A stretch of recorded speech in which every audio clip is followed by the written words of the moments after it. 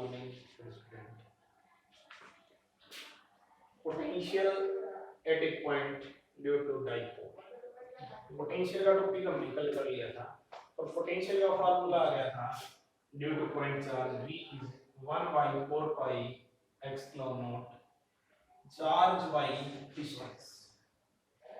Next जो चीज है वो ये है कि पोटेंशियल स्केलर क्वांटिटी है, वेक्टर नहीं है, तो यहाँ डायरेक्शन नहीं है। तो अगर आपका माइनस क्यू चार्ज से पोटेंशियल होगा तो इसकी वैल्यू माइनस ही आएगी और प्लस चार्ज से होगा तो प्लस। जबकि इलेक्ट्रिक फील्ड में ऐसा नहीं था, वहां सिर्फ मैग्नीट्यूड लेते थे और डायरेक्शन में चेंज हो जाता था अकॉर्डिंग टू प्लस चार्ज और माइनस चार्ज। जबकि पोटेंशियल में ऐसा होने वाला नहीं है। अगर माइनस क्यू चार्ज से पोटेंशियल बता रहे हैं तो वैल्यू क्या आएगी माइनस और प्लस से कह रहे हैं क्या आएगी प्लस। तो ये पोटेंशियल का फॉर्मूला था। नेक्स्ट टॉपिक हमने इलेक्ट्रिक फील्ड किया था डाइपोल से। अब क्या है potential due to dipole. Dipole हम सभी समझते हैं क्या होता है, जिसमें two equal and opposite charge है। सबसे पहले हम डाइपोल कंसीडर करेंगे। Let us consider electric dipole in which minus q charge is placed at point A and plus q at point B. A point के ऊपर minus q और plus q at point B. O is the center of dipole. O is center of dipole and 2A is total length of dipole, जिसमें से A ये है और A O centre.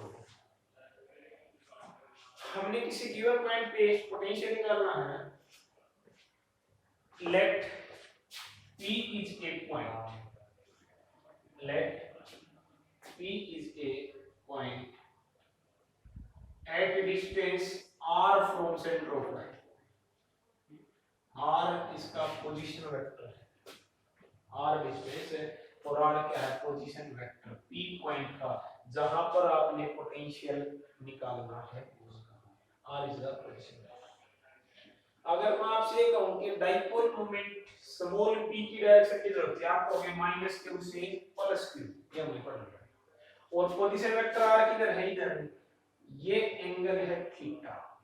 Theta is the angle between position vector R and dipole moment P. P की direction ये होती है अब माइनस q से हमने P पॉइंट पर क्या निकालना है पोटेंशियल। क्या निकालना P पॉइंट पर है पोटेंशियल। अब पोटेंशियल सिंगल चार्ज से तो बड़ा आसान है, 1/4 चार्ज बाय डिस्टेंस। तो डाइपोल आ गया, कोई खास बात नहीं है, पहले कर रखा है। पहले इस चार्ज से निकाल देंगे फिर इसे निकाल देंगे और दोनों को ऐड कर देंगे।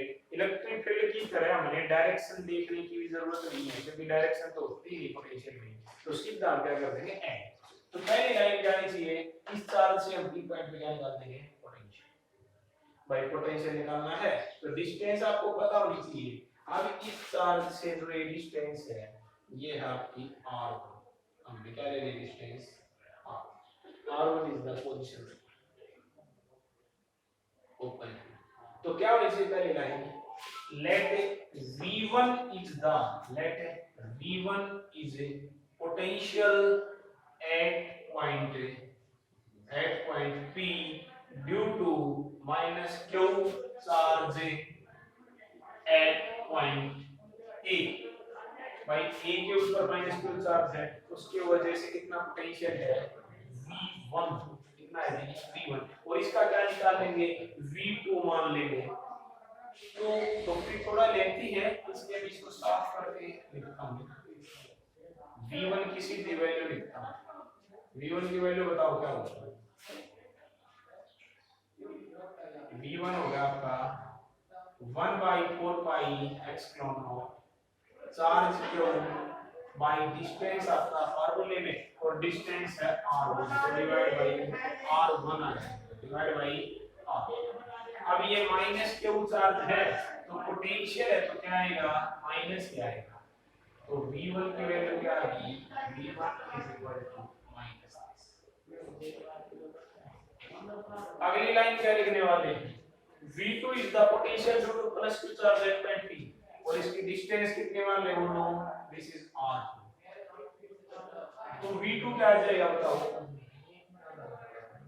V2 हो जाएगा 1 by 4 pi epsilon naught charge q divide by distance r divide by r। ये क्या हो गया, टोटल पोटेंशियल क्या होना चाहिए, V1 देखो प्लस चार्ज था तो प्लस ही है, टोटल पोटेंशियल क्या होना चाहिए, दोनों को ऐड कर दो जी, डायरेक्शन तो होती है, तो टोटल पोटेंशियल V क्या हो जाएगा, V1 प्लस V2, ये V1 और ये V2, जो कॉमन है वो कॉमन रख लो, देखो क्या डिवाइड बाय 4 पाई एप्सिलॉन दोनों में कॉमन है, तो ये हो गया आपका क्या डिवाइड बाय 4 पाई एप्सिलॉन। पहले प्लस वाली टर्म लिख लो 1 by r2 1 by r2 minus में 1 बाई r, जो कॉमन था वो हमने कॉमन ले लिया, बात जो बच गया वो बड़ा सिंपल है, एक बार एक चार्ज से निकाल लिया, एक बार दूसरे चार्ज से निकाल लिया, दोनों का ऐड, जो कॉमन थे हमने उनको कॉमन ले लिया और बात किया। अब आपने जो करना है वो कुछ एक मैथमेटिकल स्टेप हैं जो आपने प्लस 1 में करी हैं, सिर्फ उनका यूज करना है इस इक्वेशन में। पता है क्या भाई, ये तो r1 r2 के लिए आ गई, हम इसको जनरलाइज करना चाह रहे हैं थीटा के लिए। अब किसी भी पॉइंट के लिए थीटा अलग अलग होगा, अगर आप इसको थीटा की सेंस में निकाल दें, अगर आप इसको थीटा की फॉर्म में निकाल दें तो आप किसी भी पॉइंट के लिए अप्लाई कर सकते हो। तो हमारा काम क्या रहेगा भाई, 1 बाई r1 और 1 बाई r2 को किसमें कन्वर्ट करना, थीटा, इसमें कन्वर्ट करना थीटा बाई ज्योमेट्री। प्लस 1 में आपने किया था वेक्टर वाले में बाई ज्योमेट्री। आपका काम क्या है आपके समझ में आया कि नहीं, हम किसी तरह से 1 बाई r1 और 1 बाई r2 इनकी वैल्यू निकालना चाह रहे हैं, 1 बाई r1 की और 1 बाई r2 की, और वो वैल्यू निकालने के बाद कहां रख देंगे क्वेश्चन नंबर 1। तो बाई ज्योमेट्री देखो ये ट्रायंगल देखो आप OAB, r1 का स्क्वायर होता है आपका r square plus a square, r1 का square is equal to r square plus a square plus 2ar cos of theta. देखो भाई ट्रायंगल हम ले रहे हैं OA एंड E, इसमें इस साइड का स्क्वायर r1 का क्या होना चाहिए, इस साइड का स्क्वायर प्लस इस साइड का स्क्वायर, और प्लस में 2a into r, इन दोनों साइड की मल्टीप्लाई, और इनटू में जो एंगल बना हुआ है साइड के साथ ये थीटा। रिजल्टेंट वेक्टर निकाला था आपने, आप प्लस 1 के बार को उठा के देखना, r स्क्वायर क्या था, a square plus b square plus 2ab cos of theta, तो हमने इसको यूज किया, ठीक है। कि रिजल्टेंट जो है दो वेक्टर का r1 क्या होना चाहिए, इसका स्क्वायर प्लस इसका square plus 2ar cos theta. अब थीटा ये बना हुआ। सिमिलरली r2 क्या होना चाहिए, वो r2 का स्क्वायर r2 ये रहा, इसका स्क्वायर प्लस इसका स्क्वायर यानी r square plus a square plus 2ar cos। अब की बार ट्रायंगल ये आने वाला है ना भाई, मैं जब इसका निकाला ट्रायंगल ये आ गया, जब यहां निकालोगे ट्रायंगल ये आएगा। अब ये पूरा तो 180 होता है और इसमें से थीटा ऊपर बन चुका है, तो ये नीचे वाला एंगल बन गया 180 माइनस और cos 180 माइनस थीटा क्या होता है, माइनस cos थीटा, क्या होता है माइनस cos थीटा। तो इसकी जगह मैं क्या लिख दूं, माइनस बाहर आ जाएगा और ये आ जाएगा माइनस में cos 180 minus theta is cos theta. ठीक है, आप निकालना क्या चाह रहे हो सर, हम तो सिर्फ है ना 1 बाई r1 और 1 बाई r2 को थीटा की फॉर्म में चाह रहे हो, ये आपने निकाल दिया, बस किसी तरह में ये मिल जाए, आप ये वैल्यू इसमें पुट करते हो और हमारा आंसर आ जाए। अब ये तो आपका R1 आ गया और हमें क्या चाहिए 1 बाई r। एक बार इसको थोड़ा और सिंपलीफाई करते हैं इक्वेशन नंबर 2 को, ये इक्वेशन नंबर 2 है और ये आपकी 3 है। इसको सिंपलीफाई करते हैं, देखो R1 का स्क्वायर, बड़ी सिंपल कैलकुलेशन है, अरे बच्चा कर लेगा। यहां से मैं r स्क्वायर कॉमन ले रहा हूं, ठीक है भाई, यहां से r स्क्वायर कॉमन लेना मीनिंग हर एक टर्म को डिवाइड करना, कॉमन लेना मीनिंग क्या, हर एक टर्म को डिवाइड करना। r स्क्वायर कॉमन ले लिया तो यहां बच गया 1 plus a square by r square, ठीक है जी। और इसके बटे में r स्क्वायर आएगा तो एक r से एक r कैंसिल हो जाएगा, ये बचेगा 2a divide by r cos theta, तो plus 2a divide by r cos theta. ये बात आपके समझ में आई कि हमने R1 निकाल दिया, R1 का स्क्वायर, ठीक है। अब क्या करना है, देखो एक चीज हमने पहले बताई थी आपको, आपने ध्यान रखना है कि डाइपोल की जो ये लेंथ है ना, ये वेरी वेरी स्मॉल है एज कंपेयर टू R। हमने इलेक्ट्रिक फील्ड वाले में भी किया था, तो यहाँ ये लाइन लिखेंगे कि R is greater than A, so we neglect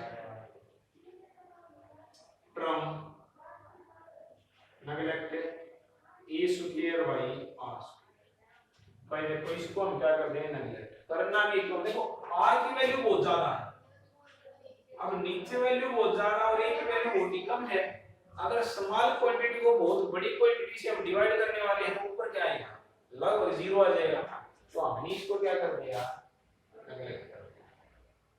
तो क्या बच गया, r1 का स्क्वायर, आपको बताना है इक्वेशन से, r1 का स्क्वायर इज r स्क्वायर और ये 1 ये तो नेगलेक्ट हो गया, plus 2a by r cos of theta. Clear, क्या चाह रहे हैं कि हम तो किसी तरह ना 1 by r1 आ जाए, आ क्या गया, ये तो r1 का स्क्वायर आ गया। तो सबसे पहला काम तो क्या करें, taking square root on both side, क्योंकि भाई हमें 1 by r1 चाहिए ना कि 1 by r1 का स्क्वायर, तो क्या कर लेंगे, स्क्वायर रूट ले लेंगे। तो यहां तो बच गया r1 खाली, और यहां क्या बच गया, देखो r स्क्वायर का आप स्क्वायर रूट लोगे तो ये r बच गया, और 1 plus 2a by r cos of theta, इसकी पावर 1 by 2, यानी रूट है। रूट का मीनिंग क्या होता है, हाफ पावर, तो मैंने रूट में लिख दिया, यानी इसकी पावर हाफ, और r स्क्वायर क्या आएगा, आपके बात समझ में आई कि ठीक है। नेक्स्ट हमें चाहिए 1 by r1 और ये क्या वैल्यू आ गई r1 की, क्या करेंगे जी, पलट दो, रेसिप्रोकल ले ले, तो टेकिंग रेसिप्रोकल होने बोथ साइड क्या आ जाएगा बताओ, ये तो हो गया 1 by r1, ठीक है। और ये पूरी की पूरी टर्म 1 के बटे में गई, पूरी की पूरी टर्म है 1 के बटे में, तो ये देखो 1 by ये ऐसे हो गया, मैं आपको बता दूं 1 डिवाइड बाई r और 1 plus 2a by r cos of theta और इसकी पावर r, ऐसे दोनों को 1 बाई कर दिया, सिंपल है, सिंपल आता है। अब इसकी पावर 1 बाई 2, अगर ये पावर मैं ऊपर लिखना चाहूं तो माइनस की 1 बाई 2 हो जाएगी, क्या बन जाएगा, ये बन जाएगा आपका, देखो इस टर्म को लेके जा रहा है, तो ये बन जाएगा 1 plus 2a by r cos of theta और इसकी पावर माइनस की 1 बाई, ये प्लस 1 बाई 2 थी, ऊपर जाके क्या आ गया माइनस 1 बाई 2। हमारा आधे से ज्यादा काम हो चुका है, हमने 1 बाई r1 की वैल्यू निकाल। अब सिमिलरली आपने निकाल के नहीं निकालनी है, वैसे ही लिख देना है, सिमिलरली 1 बाई r की क्या हो जाना चाहिए, 1 बाई r ये हो जाना चाहिए। देखो भाई r1 में और r2 में फर्क क्या है, इक्वेशन 2 एंड 3 में देखो भाई सिर्फ इतना ही फर्क है जी कि यहाँ तो प्लस था और यहाँ क्या है माइनस, तो सेम स्टेप से क्या आ जाएगा कि 1 minus 2a by r cos of theta, इसकी पावर तो 1 बाई 2 माइनस की और डिवाइड बाई क्या आ गया r, ये हो गया आपकी इक्वेशन नंबर 4, ये इक्वेशन नंबर 5। जो काम हम चाह रहे थे वो कर चुके हैं। 1/r की वैल्यू आपके पास है, 1/r की वैल्यू आपके पास है। कहाँ रख दें इन दोनों इक्वेशनों को? इक्वेशन नंबर 1 में, और आपका टॉपिक क्या हो जाएगा? कंप्लीट। चलो रखो इनको।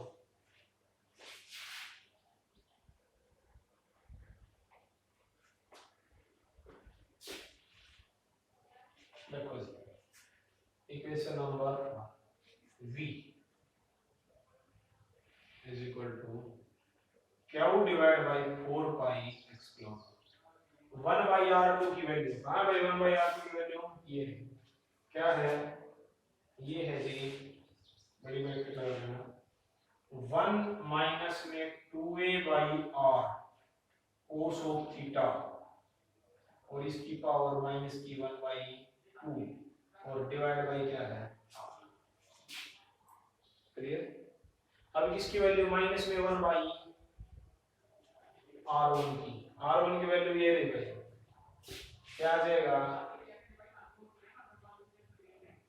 ये आ जाएगा आपका, यहाँ मान लेना फिर माइनस क्यू चार्ज, ये आ जाएगा 1, ये वैल्यू देख के चीज देख लो, 1 प्लस में 2a/r, 1 प्लस में 2a/r cos ऑफ थीटा, और इसकी पावर माइनस की 1/2 डिवाइड बाई r। 1/r यहाँ भी है, यहाँ भी है, बाहर ले लो, कॉमन लगा लो, तो ये 1/r। ठीक है, कैसे सोल्व करोगे? माइनस की हाफ पावर प्लस 1 में आप पढ़ गए binomial theorem, binomial theorem use करके हम इसको क्या करते हैं? इसको क्या करते हैं बाइनोमियल थ्योरम में? जो ये पावर है, ये फर्स्ट टर्म तो ऐसे ही रहती है, सेकंड के साथ सीधा मल्टीप्लाई हो जाती है। जितनी भी पावर है इस सेकंड टर्म के साथ क्या हो जाएगी? सीधा मल्टीप्लाई, और फिर आगे पावर बढ़ती जाएंगी। लेकिन हायर टर्म को हम नेगलेक्ट कर देते हैं, हायर टर्म, हायर पावर जो टर्म है उनको क्या करें? नेगलेक्ट। सिर्फ एक ही टर्म लेंगे, ये पावर सीधी की सीधी यहाँ क्या वैल्यू से मल्टीप्लाई, और यहाँ देखना क्या आएगा?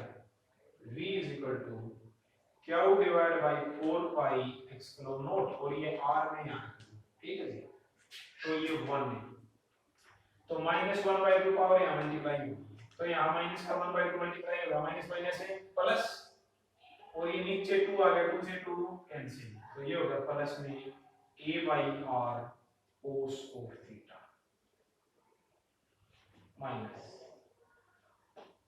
ब्रैकेट लगाना, ये 1 है, और यहाँ पर ये 1/2 माइनस कर दे, यहाँ प्लस है, यहाँ तो माइनस माइनस प्लस हो गया, ये प्लस है, यहाँ क्या बन जाएगा? माइनस का, तो माइनस का 1/2 आएगा, 2 से 2 cancel, a/r cos of theta, higher power term हमने क्या कर दी? जब ये माइनस आप अंदर लेके जाओगे तो ये 1 किसका हो जाएगा? माइनस का, और ये माइनस माइनस प्लस, 1 से 1 भी cancel, a/r cos theta plus a/r cos theta, कितना हो गया? 1 एंड 1 है 2, 2a/r cos थीटा, तो v क्या आ गया? q divide by 4 pi epsilon not तो बात था, दिस इज 2a/r, ये r भी देखो ना पहले, 2a/r cos ऑफ थीटा, ये इस ब्रैकेट से आ रहा है, q into 2a, बोल तो नहीं गए, dipole moment p, this is p cos theta divide by 4 pi epsilon naught r square, this is your final answer। Dipole की वजह से आपने क्या निकाल दिया? पोटेंशियल। आप इसको वेक्टर फॉर्म में ऐसे भी लिख सकते हो कि v is equal to e dot r, r क्या है? पोजीशन वेक्टर, r क्या है? Position vector, divide by 4 pi epsilon naught, r cube हो जाएगा, नहीं r क्यूब हो जाएगा, डॉट प्रोडक्ट को करके आ जाएगा जी cos theta, r vector divide by r हो जाएगा, और फिर वापस करके इतना ही आंसर आ जाएगा। तो डॉट प्रोडक्ट होगी आपकी p की और r की, ठीक है जी। तो ये आपका फाइनल आंसर है। देखो एक सिमिलरिटी है इसके अंदर। भाई आपने इलेक्ट्रिक फील्ड निकाली, क्या थी, not slip equal to r square, लेकिन डाइपोल की वजह से निकाली तो क्या ये पावर बढ़ गई थी, नीचे r क्यूब हो गई थी। उसी तरह पोटेंशियल सिंगल चार्ज से क्या था 1 by r, not slip equal to r था ना, और डाइपोल से निकाला तो इसमें भी एक पावर बढ़ गई, क्या आ गया 1 बाई r स्क्वायर, क्या आ गया 1 बाई r। देखो अगर डाइपोल की हम एक्सियल लाइन पे निकालेंगे, कहां निकालेंगे, देखो ये आपका डाइपोल है, ये है डाइपोल माइनस p का एक्सियल लाइन पे निकालेंगे तो p भी इधर है और पोजीशन वेक्टर r भी इधर, एंगल 0, cos 0 की वैल्यू कितनी होती है 1, तो क्या आ गया ये p डिवाइड बाय 4 का extra not r square. Special case है ये, on axial line, on axial line क्या आ गया p divide by 4 pi extra not r square maximum. और इक्वेटोरियल पे पॉइंट होगा तो क्या होगा देखना एक बार, भाई इक्वेटोरियल में सेंटर से यहां, अब p तो इधर और r इधर, एंगल इतना 90, cos 90 कितना हो गया 0, और इक्वेटोरियल लाइन पे क्या आ गया पोटेंशियल डाइपोल की पे 0, यानी एक्सियल लाइन पे मैक्सिमम और इक्वेटोरियल लाइन पे 0। तो ये हमने डाइपोल का टॉपिक कर लिया पोटेंशियल। एक बार फिर देखो, तो इंटरफेयर डिवाइस करते इसको, भाई पोटेंशियल का फार्मूला पता है अपने साथ 1 by cos x naught charge divide by ठीक। अब डाइपोल ले लिया तो पता है कि दो चार्ज होते हैं, माइनस और एक प्लस, तो एक बार इससे निकाल दिया, जैसे इलेक्ट्रिक फील्ड निकाली थी v1 हो गया, एक बार इससे निकाल दिया v2 हो गया, दोनों को ऐड कर दिया, ऐड करने के बाद ये आ गया, देखो कॉमन था, कॉमन निकला। अब 1 बाई r1 और 1 बाई r2 की वैल्यू हमने निकालनी है बाय ज्योमेट्री। रिजल्टेंट वेक्टर क्या होता है a square plus b square plus 2ab cos theta. इसी तरह r2 ले लिया, cos 180 माइनस थीटा था तो cos -1 आ गया, तो r1 का स्क्वायर r स्क्वायर को मान ले लिया इस टर्म में से, ये ले लिया, ये आ गया, ठीक है, ये टर्म क्या कर दी, नेगलेक्ट कर दी, तो r1 ये आ गया। हमें तो क्या चाहिए, हम अपने एम की तरफ जा रहे हैं, जो हमें चाहिए 1 बाई r1 चाहिए हमें, ये क्या है r1 का स्क्वायर, तो पहले तो स्क्वायर रूट ले लिया और आपको फिर 1 बाय r1 चाहिए तो रेसिप्रोकल ले लिया, इसी तरह 1 बाय r2 सिमिलरली लिख देना है, या आपने निकाल के निकालना, ठीक है। वैल्यू रख दी इक्वेशन नंबर 1 में, क्योंकि 1 बाय r1 की वैल्यू 1 बाय r2 रख दी, बड़ा सिंपल है। अब इनको सोल्व करना है, बाइनोमियल थ्योरम से दोनों सोल्व कर दिए, बस कैलकुलेट करके लिख दिया। तो ये तो था आपका टॉपिक कि potential at a point due to dipole. दो छोटे छोटे टॉपिक और तो खत्म हो गया। Next topic is equipotential surface. अगर मेरे पास ये पॉइंट चार्ज है q, मैं कहता हूं कि p पॉइंट पे आप पोटेंशियल बताओ जिसकी डिस्टेंस कितनी है r, तो आप कहोगे sir v 1 divide by 4 pi epsilon not charge by distance, ये पोटेंशियल का फॉर्मूला है। मैं पूछूं कि पोटेंशियल कितनी चीजों पे डिपेंड कर रहा है, आप कहोगे सर दो चीजों पे, एक तो चार्ज पे और दूसरा डिस्टेंस। क्लियर? अगर ये माइनस क्यू चार्ज होते हैं पोटेंशियल क्या आ जाएगा माइनस हो जाएगा, लेकिन अब तो प्लस, एक तो चार्ज पे और एक डिस्टेंस। अगर मैं कहूं भाई चार्ज तो यही है, मैं r डिस्टेंस इधर देखूं तो कितना पोटेंशियल होगा, तो भी इतना ही होगा, इधर देखूं तो भी इतना, इधर देखूं तो भी इतना, आपके बात समझ में आ रही है। तो ये चार्ज लेके और r रेडियस लेके हम एक स्फीयर ड्रा कर दें, क्या ड्रा कर दें, स्फीयर। तो चार्ज तो सेम है, सेंटर पे r भी सेम है, तो सभी पॉइंट पर पोटेंशियल भी क्या होगा, सेम होगा कि नहीं होगा। इस तरह के सरफेस को जिसके ऊपर प्रत्येक पॉइंट पर पोटेंशियल क्या हो सेम, उसको क्या बोलते हैं, इक्विपोटेंशियल सरफेस। यानी कि पोटेंशियल क्या है जी, बराबर इक्वल है, इसका नाम ही सजेस्ट कर रहा है इक्विपोटेंशियल सरफेस, यानी सभी पॉइंट के ऊपर पोटेंशियल इक्वल है, ठीक है, इसको बोलते हैं इक्विपोटेंशियल सरफेस। अब मान लिया स्फीयर है, उसके सेंटर पे क्या चार्ज रखा है, अब क्या चार्ज आपने उसके सेंटर पे रखा है, तो स्फीयर का हर एक पॉइंट इक्वल डिस्टेंस पे है, तो पोटेंशियल क्या होगा, सेम होगा, और ऐसे सरफेस को क्या बोलेंगे, इक्विपोटेंशियल सरफेस। अब आप एक बात बताओ, आपका मैंने पोटेंशियल का फार्मूला बताया था, बड़ा इंपॉर्टेंट, जो आपकी कॉपी के पहले पेज पे लिखने के लिए बोला था कि वर्क डन और पोटेंशियल में क्या रिलेशन होता है। भाई ये होता है कि potential is equal to work done बटे चार्ज। बताया था कि नहीं बताया? बड़ा इंपॉर्टेंट फॉर्मूला है। और ये पोटेंशियल ना हो, ये पोटेंशियल क्या होता है? Difference v2 v1। दो पॉइंटों का हम सीधा इसलिए लिख देते हैं क्योंकि इनफिनिटी के ऊपर पोटेंशियल क्या होता है? जीरो, तो फिर माइनस करने की जरूरत नहीं।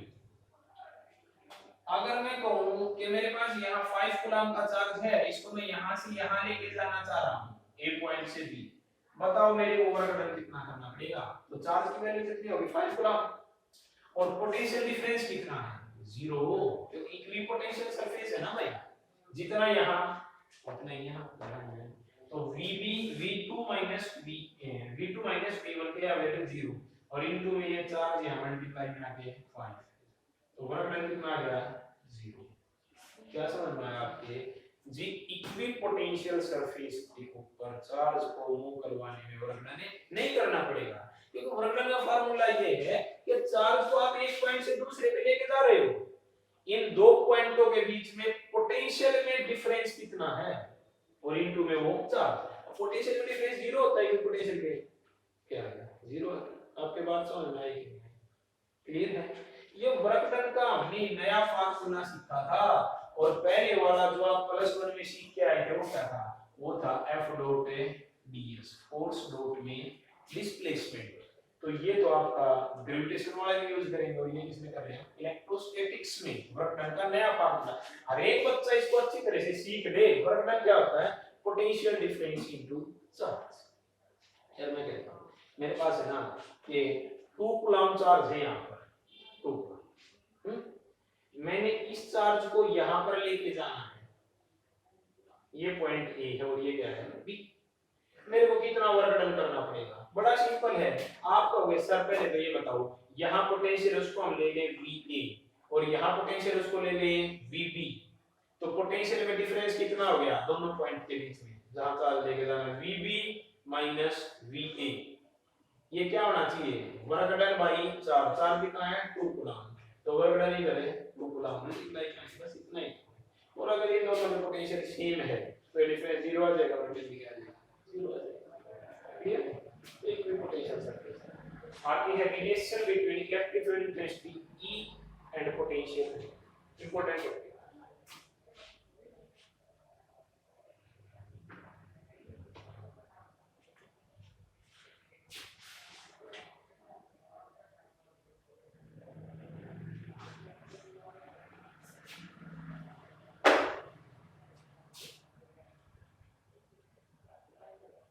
Relation between electric field intensity E and potential V, यानी E के जो इलेक्ट्रिक फील्ड आपने पढ़ी है और V के बीच में आपने रिलेशन निकाला।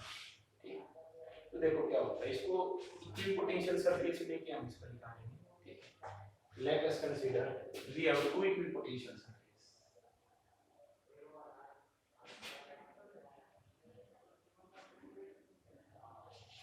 First is E having the potential V. Second is the V having the potential V minus V dV. दो इक्विपोटेंशियल सरफेस है अलग अलग हमारे पास, एक का पोटेंशियल है V और ऊपर वाले का कम है V माइनस V dV। ये A का सेंटर है और ये B का सेंटर, और इनके सेंटर के बीच में जो डिस्टेंस है ये है स्मॉल डिस्टेंस dr। ऊपर नीचे है ऐसे दो सरफेस, और इसका जो सेंटर और नीचे वाले का सेंटर है उनके बीच में डिस्टेंस कितनी है? dr। ठीक है, और इसका जो पोटेंशियल है कितना? v इक्विपोटेंशियल है, और एक पॉइंट पे सेम है, और इसका कितना है? v माइनस d, डिस्प्लेसमेंट कितना? और ये दोनों सरफेस इलेक्ट्रिक फील्ड में रखे हैं जो यूनिफॉर्म है, और उसका मैग्नीट्यूड है E और डायरेक्शन की तरह इलेक्ट्रिक फील्ड की अपवर्ड है। दो सरफेस है, इसका पोटेंशियल V, इसका V माइनस D, दोनों में इलेक्ट्रिक फील्ड कितनी है? E, जो किधर है? आपकी बात समझ में?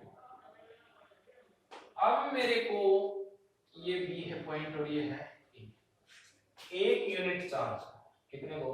1 यूनिट चार्ज को B पॉइंट से A पर लेके जाना, एक चार्ज तो क्या है, मेरे को एक यूनिट चार्ज को बी पॉइंट से कहां लेके जाना है ए, तो मेरे को रोटेट करना पड़ेगा, सही है। आप वो वर्क डन निकाल दो, आपका टॉपिक कंप्लीट, ठीक है। पहली बात, आपको बी से ए पर लेके जाना है, तो वर्क डन का फार्मूला क्या होता है, फोर्स डॉट डिस्प्लेसमेंट।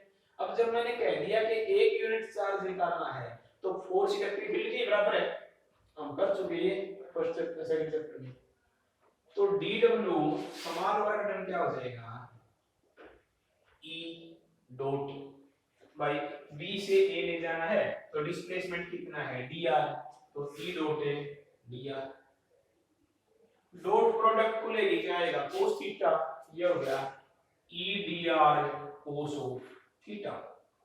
थीटा की वैल्यू देखो भाई, E की डायरेक्शन तो ऊपर की तरफ, चार्ज किधर लेके जाना है नीचे, डिस्प्लेसमेंट किधर हो रहा है नीचे, एंगल कितना हो गया 180, और cos 180 की वैल्यू क्या होती है -1। अभी देखा था हमने पिछले वाले टॉपिक में, वैसे ही पता होना, वर्क डन निकाल दिया। अब मैं आपसे कह रहा हूं, क्या आप एक दूसरे तरीके से भी वर्क डन निकाल सकते हो क्या?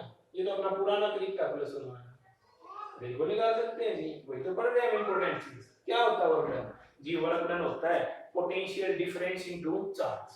तो देखो मैं निकालूं dw, ठीक है, सही, आप इसको dw ना कहते हैं, ये भी कहते हैं, ये work done from b to a, आप इसको बुक में इस तरह से लिख सकते हैं w ba, work done from b to a, तो इसको भी w ba। क्या होता है भाई वर्क डन जी? वर्क डन होता है पोटेंशियल डिफरेंस इनटू में चार्ज। पोटेंशियल डिफरेंस देखो, आपने यहां से कहां ले जाना है नीचे, तो नीचे वाला पोटेंशियल कितना v, तो पोटेंशियल डिफरेंस क्या आया v माइनस में, जहां से लेके आया ऊपर वाले का v माइनस dv, ये तो आएगा पोटेंशियल में डिफरेंस। ऐसे ही निकलता है भाई, जहां लेके जाना है उसको पोटेंशियल माइनस में, जहां से लेके आना है उसका पोटेंशियल, उसका पोटेंशियल है v माइनस d, और इनटू में चार्ज कितना, एक यूनिट चार्ज की बात कर रहे हैं, इनटू क्या आ गया WBA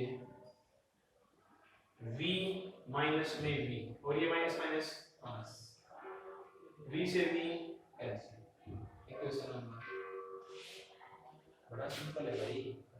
दोनों तरीके से हमने वर्क निकाल दिया, एक तो प्लस वन वाला तरीका, एक ये जो नया सीखा था प्लस टू में इलेक्ट्रोस्टैटिक्स में, इससे दोनों WBA की वैल्यू है, लेफ्ट हैंड साइड बराबर तो राइट हैंड साइड भी बराबर है, क्या हो गया माइनस का EDR is equal to DV, ठीक है, और E क्या आ गई माइनस में DV by DR। Change in potential with respect to displacement, DR क्या है डिस्प्लेसमेंट, और DV change in the potential, this is known as the potential gradient. क्या बोलते हैं इसको, पोटेंशियल ग्रेडियंट।